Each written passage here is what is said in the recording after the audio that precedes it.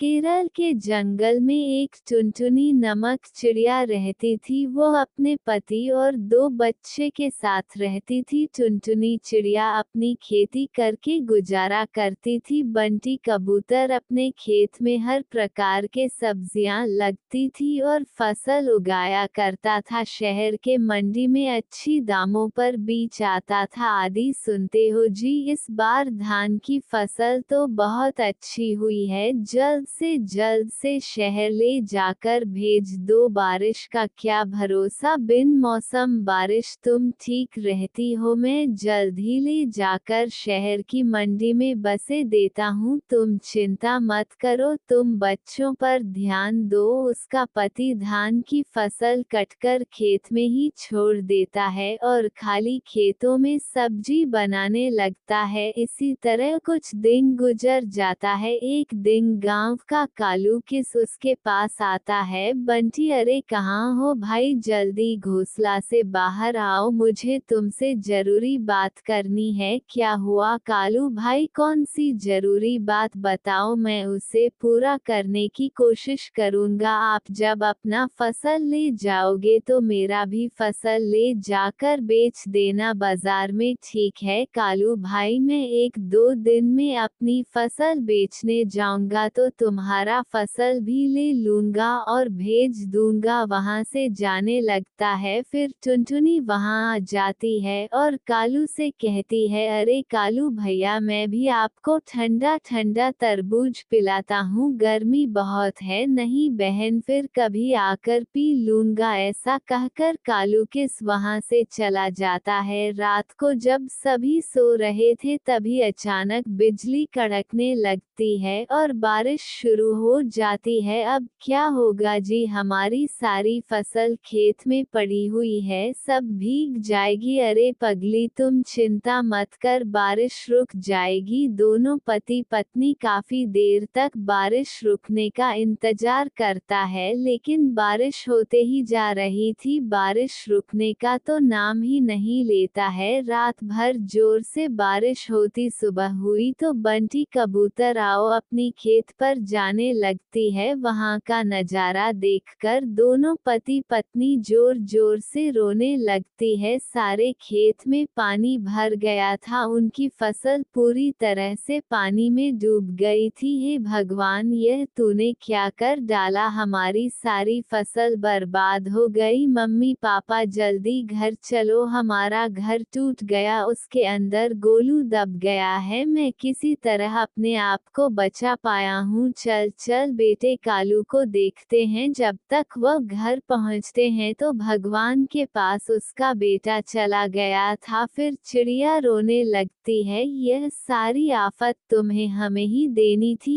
एक तो तुमने हमारी सारी फसल बर्बाद कर दी, दूसरी हमारे बेटे के जान ले ली। ऐसा क्यों किया भगवान, मेरा बेटा गोलू। बंटी कबूतर टुनटुनी को चुप करता है। वही पत्थर के किनारे कुछ लड़कियां जलाकर कुछ दिन बारिश के मौसम में वही गुजरते हैं। फिर कुछ दिनों में जंगल का पानी उतर जाता है। टुनटुनी चिड़िया अपने कलेजे में पत्थर रखकर फिर से नया घोंसला डालकर बनाते हैं और अपने बेटे को दुख भूलकर वहीं रहने लगती है, अपने परिवार के साथ रहने लगती है।